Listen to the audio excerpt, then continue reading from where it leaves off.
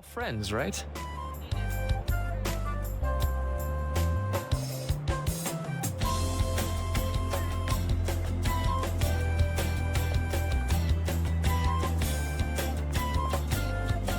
Okay, ready? Say cheese. How's it look? Let me see, let me see. I'd like to see it too. I'm glad we all fit. Thank you. Oh, What you've just watched was a cutscene from the game Persona 5 Royal. From what you've seen, these characters seem to be living their best lives. Everyone is smiling and happy, and it seems that they're going to be together for a while. Now after hearing this, would you believe that this is actually the bad ending? That might seem odd, but what if I told you that this truly is the wrong option? Before we dig any deeper into why, let's back up a bit, shall we? Persona 5 Royal is a part of the JRPG series Persona and is the definitive version of the original Persona 5. Modern games 3, 4, and 5 revolve around a calendar system where the player is allowed to make a set number of actions before the next day starts, which usually involves one action in the day and one at night. And in Persona 5 Royal, this is no different. The player manages their high school student life and their masquerades as a phantom thief over the course of the game, making sure they complete palaces in the cognitive world and grow closer with those around them in the real world. As for the story, the protagonist is falsely accused of assault and sent to Tokyo on probation. He moves in with Sojiro Sakura, a cafe owner, and starts attending the school there, Shujin Academy. Soon, he and a fellow student, Ryuji Sakamoto, discover the metaverse, a supernatural world born from human cognition. They awaken their persona abilities inside the palace, a place where people's distorted desires are materialized inside the metaverse, of Kamoshida, a sadistic gym teacher who abuses his students. They then meet Morgana, a talking cat-like being, and An Takamaki, a model and a victim of Kamoshida, who both also awaken to their personas. The team beats the Kamoshida of the metaverse and steals his distorted desires, making him in the real world confess to his crimes. After changing their first heart, the four of them celebrate, choose a name for their team, and vow to change the hearts of those with distorted desires. And just like they did with Kamoshida, they changed the hearts of many other people whose actions and ways of thinking had been warped, such as the famous painter who plagiarizes the work of his students, a crime lord who tricks and blackmails students for money, a girl who was ridiculed and betrayed by adults around her, making her believe that she was worthless, a corrupted business owner, a woman so focused on results her view of justice was twisted, and an evil politician. With each raid on their victims' hearts, they gain a new ally to join them. Yusuke, a student of the plagiarizing painter, Makoto, the student council president of Shujin and the victim of the crime boss, Futaba, the girl whose heart you changed, and Haru, the daughter of the business owner. We also get help from other Persona users who aren't a part of the Phantom Thieves, being Akechi, an ace detective who doesn't see eye to eye with the Phantom Thieves, and Yoshikawa, a first-year student athlete at Shujin Academy. Great, we've now got some background on the base game, so now let's jump straight to the third semester. Hey, so before we start, just know that the following section will have major spoilers for the end of the third semester arc in Persona 5 Royal. You have been warned. Alright, so the third semester is really the main thing Royal added to the vanilla version. It's a whole additional chunk of story for the player that takes place after the events of the main game. This time, the heart you have to change is that of Takuto Maruki, a counselor hired by Shujin Academy after the traumatic events some of the students went through with Kamoshida. Aside from being the strongest palace ruler the Phantom Thieves have had to face, there were other aspects that made changing his heart difficult. You see, to have a palace in the metaverse, you don't technically have to be evil. You just have to have your desires distorted and warped to a point where it greatly changes you as a person. This was the case with two of the palaces the Phantom Thieves have had to beat, being Futaba and Sai Nijima. As it turns out, Maruki also falls under this category. Maruki has a power like no other. He can warp and alter reality to his will, making any future he desires possible. But unlike most rulers, he doesn't use his power to harm anyone. He uses his powers to create a reality where everyone gets the future they most want.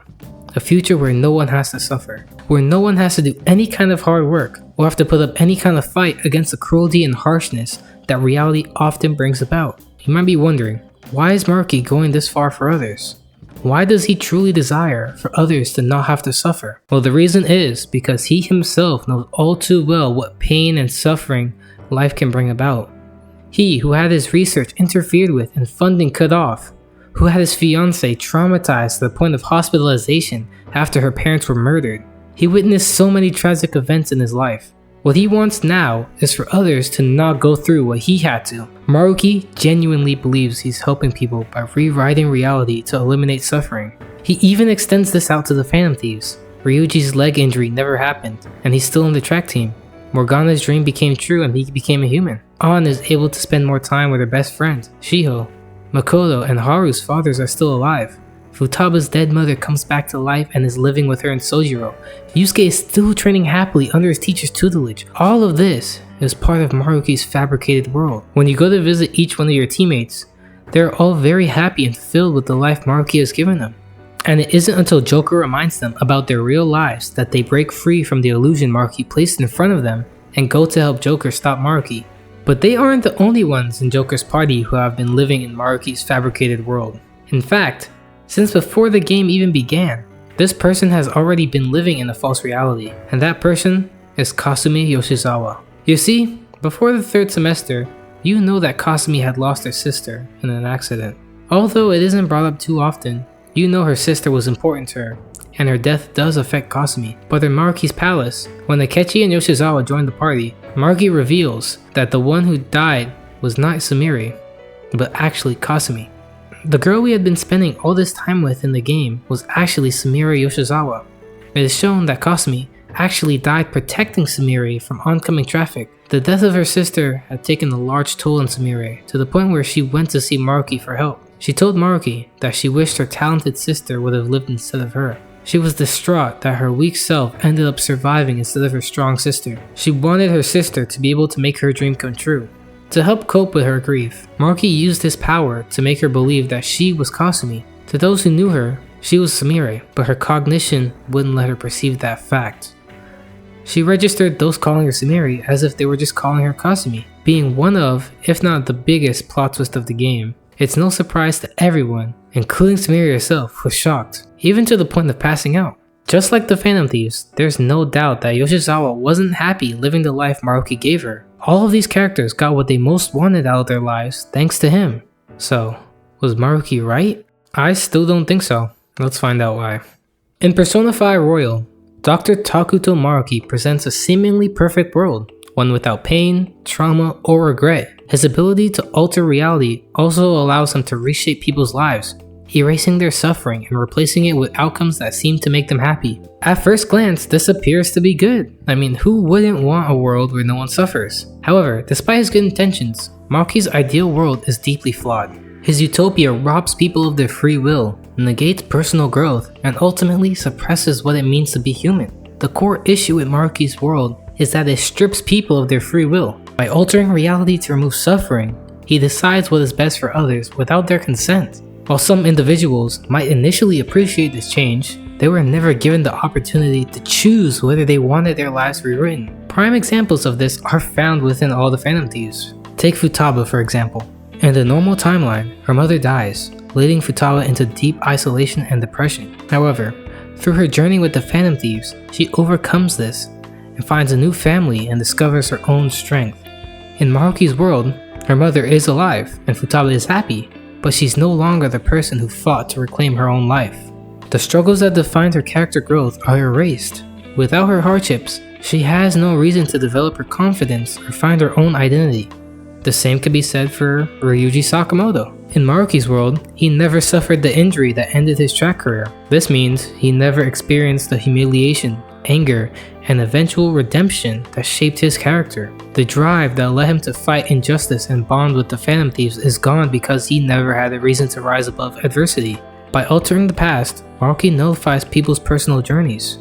His world is built on kindness. He wants to heal people, but what he doesn't realize is that in erasing suffering, he also erases the very experiences that define who we are.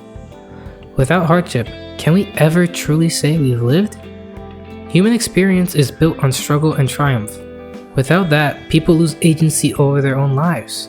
One of the major themes in Persona 5 Royal is that adversity is necessary for growth. Every member of the Phantom Thieves endures some form of suffering, but emerges stronger because of it. Maruki's world removes these struggles, leaving people stagnant. Looking at other members of the Phantom Thieves, like Haru, In the real timeline, her father is an oppressive businessman who tries to force her into an arranged marriage.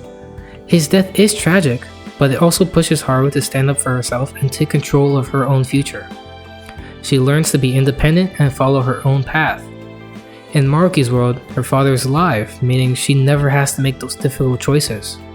She's happy, but only because she was never challenged, only because she never had to fight for her freedom.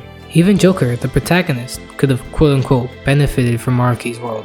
His journey begins with injustice. He is falsely accused of assault and even sent to Tokyo on probation. But instead of letting this define him, he builds friendships, reforms society, and reclaims his own future. If Maruki had rewritten his past to remove these wrongful convictions, Joker would have never met the Phantom Thieves, never stood against corruption, and never realized his own strength. His life would be easier, but would it be his life? The Phantom Thieves reject Maruki's world because they realize that struggles, no matter how painful, make them who they are. A life without hardships may be peaceful, but it's also hollow. Maruki believes that people will be happiest in a world without pain. However, true happiness is not simply absence of suffering. It comes from overcoming it, from achieving something through personal effort. Maruki's world offers a surface level peace, but it lacks true fulfillment. This issue applies to everyone in Maruki's world. Their happiness is artificial because it's not something that they themselves have earned. They didn't work for their peace. It was handed to them. Such a reality is fragile because it is not built on genuine self-discovery. But I believe the best character that proves this is actually Akechi, and that is because the stakes are much higher for him than it is for anyone else. Why, you ask? Well, that's because it involves his life as a whole. Akechi's entire existence in the third semester is another part of Maruki's fabricated reality. His death is implied in the main game when he sacrifices himself for the Phantom Thieves. No one saw him die, so when he came back, it seemed like he had just survived. But near the end of the third semester, Maruki reveals that it isn't true. And even knowing this, Akechi still does not accept Maruki's world. Even though Akechi benefits from Maruki's reality, since he's only alive because of Maruki, he refuses to accept it. To Akechi, living in a fabricated world where he was saved by someone else's power is worse than death. His pride and belief in free will are too strong for him to tolerate the idea of being someone else's pawn. And this is evident in his interactions with Joker when he makes it clear that he would rather die on his own terms than to live in a world where another person granted his survival. His defiance is not just something about rejecting Maruki's reality.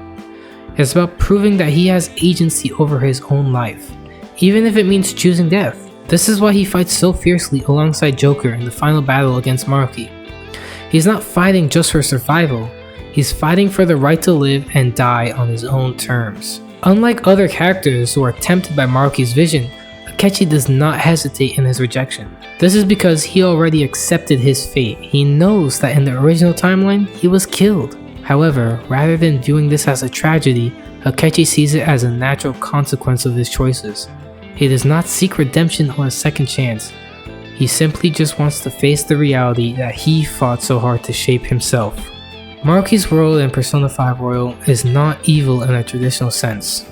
He genuinely wants to help people, and in many ways, his ideology is understandable. However, by removing suffering, he also removes free will, growth, and the meaning behind personal happiness. The Phantom Thieves reject his reality because they realize that pain is a necessary part of life. Maruki himself proves this. Despite being the architect of his utopia, he is not truly satisfied.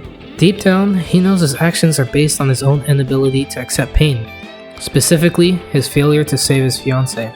Instead of facing this grief, he runs from it by trying to fix everyone else's suffering. His world is not built on true resolution, but avoidance. And avoidance is not the same as healing. Suffering is not what defines people, but how they respond to it does. By overcoming adversity, individuals grow, find purpose, and build their own happiness. Maruki's world, though peaceful, is ultimately a prison, one where people never experience the full depth of what it means to be alive. Sumiri's decision to move forward as herself rather than Kasumi is what makes her journey so inspiring. She proves that she is not just her sister's shadow, but a person with her own identity, dreams, and purpose. By accepting herself, she gains a strength that no illusion could ever provide, a strength that allows her to move forward, not as Kasumi, but as Sumire Yoshizawa.